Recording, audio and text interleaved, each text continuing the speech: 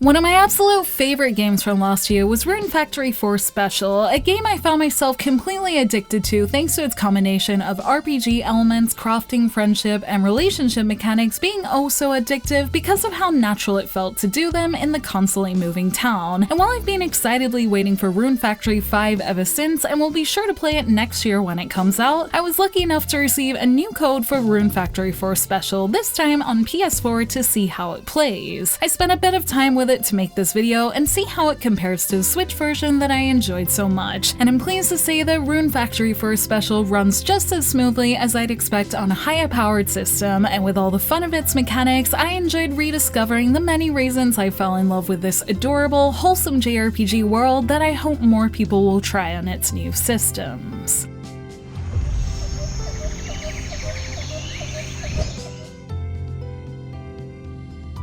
For the uninitiated, Rune Factory 4 Special is the latest available entry in the West for the Rune Factory series that is an RPG spin-off to Story of Seasons, taking the farming mechanics from the series and adding in JRPG adventure, but still with all the marriage, growing turnips, and making friends with town people that you'd expect from its source material, but with an RPG journey thrown in too that makes it appeal to those who like both simulations and RPG gameplay. The journey in Rune Factory 4 begins with your protagonist on an airship, on your way to deliver an important item, only to be attacked by thieves who have hidden themselves on the ship. While you put up a good fight, a knock to the head instantly results in amnesia, with the motley thieves eventually knocking you off the ship into the town of Selphia with a dragon at the helm who assures you you're probably the prince that was on the way to the city, that earns you a bed and lets you start off in this friendly town of wholesome and nice characters. The dragon doesn't care if you're royalty though, as those who don't work don't eat, which is where Rune Factory 4 brings in its farming elements to get you started and living your town life. And the mix of missions have you taking on a range of tasks, from organizing festivals to going out and fighting to solve the mysteries in the surrounding areas, that all make for a pretty fun journey that, with no time limit to keep it feeling free and let you use as many types of mechanics, make the journey whatever you want it to be. The special version of Rune Factory 4 is an upgraded version of the original that was on 3DS, originally with improved graphics, a hell difficulty, a newlywed mode that serves as a good bonus for those interested in its romance options, among other new features. And while the PS4 version I played doesn't really expand on those, the added specs of playing on my PS5 made it a very smooth gaming experience, as I was reminded of how much fun I had in this addictive little game and all the mechanics and freedom you have doing things in this small town.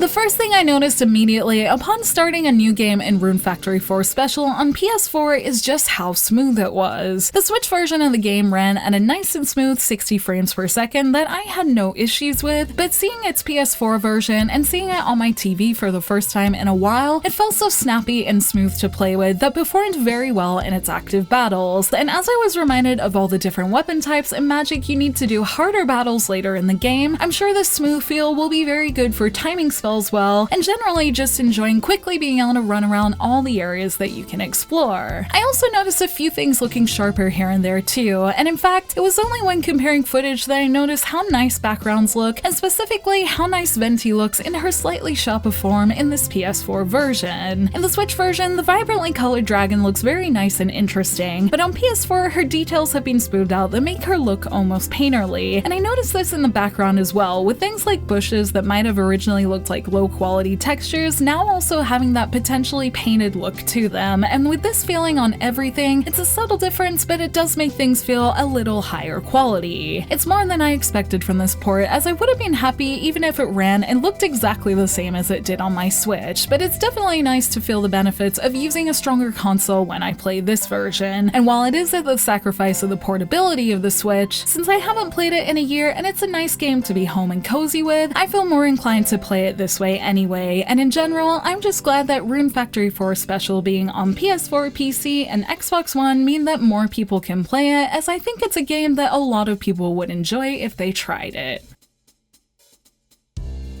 I mentioned how much I love this game and how addicted I got to it in the past, and booting it up again on PS4, I was really reminded of why, as I was allowed the freedom to farm, make friends, and fight or catch monsters all over again, and the way you can do it at your own pace makes it really fun to discover this world naturally. It was very interesting seeing my journey this time was different too, with more knowledge of the game versus someone who was discovering the series and its unique gameplay like the first time I played. For example, it took me and my little watering can about 7 in-game days until the cooking festival when I played on Switch to really venture beyond the city properly and get the main story going, meaning I spent most of my first days farming and getting to know its characters, which was nice. But since the game leaves you to your own devices to find things that unlock the story, it meant my journey was a little on the slow side, but I was getting to know the world at my own pace that meant when I did stumble upon these moments, it felt really organic and exciting. This time though, being well versed in what I should do after having seen 2 of its endings, I made sure to use each in-game day to the fullest, not going to sleep after I finished quests and farming, but rather going out and exploring in any free time, meaning I got the main story going in the first couple of days, but maybe left a little too quickly as I did get sent to the doctor's office once, thankfully free of charge. This was still with enough time to maintain my garden and take on the first couple of requests too, and I love how the game gives you a little hint of what to do with just 1 request a day, then leaves you to discover and find things for yourself, whether it be new characters, new events you can hold in town, or even the main story. And the free nature of everything made me really excited and wanting to dive in again to keep playing, because seeing where your journey ends up was so much fun. And with the option to become a master of adventuring, monster taming, fishing, or even just have your character get married, all the possibilities and events and little festivals make this game so interesting. And if you like crafting, wholesome vibes, and a lot of freedom in how you play, it can be really fun to run loose in this little world. I do have a full review of the Switch version of the game if you want to hear even more, but in short, my brief return to this wonderful town really reminded me of why it was almost my game of the year last year, and why I need to get its 3rd ending sometime too. Even if it will require a lot of effort, at least I can do it in this great looking version, and I hope the re-release helps more people give it a try, as it's a wholesome and fun game that I hope gets the attention I think it deserves one day.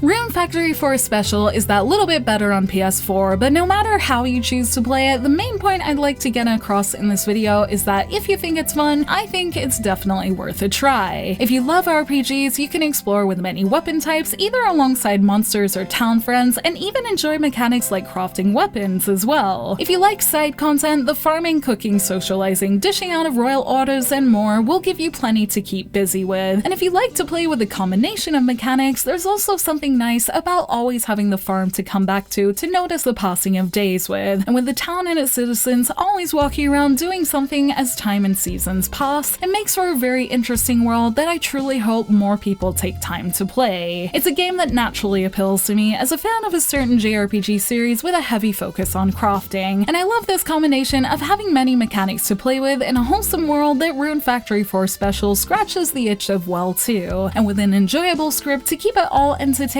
every time I come back to it too. I hope Rune Factory 4 Special's latest re-release reminds people that this fun little game exists, as we count down the days until we see Rune Factory 5 next year. Thank you for watching this video. Let me know in the comments below if you've played Rune Factory 4 Special and if you're going to try this re-release. You can like and share this video if you enjoyed it, subscribe to my channel for more JRPG content like this, and ring that bell to get notifications on whenever I post so you don't miss a thing. You can check out more videos here, and you can find me on social media on Twitter, Facebook, and Instagram, all at JRPG Jungle. Links to those will be in the description below, and until next time, thank you, bye!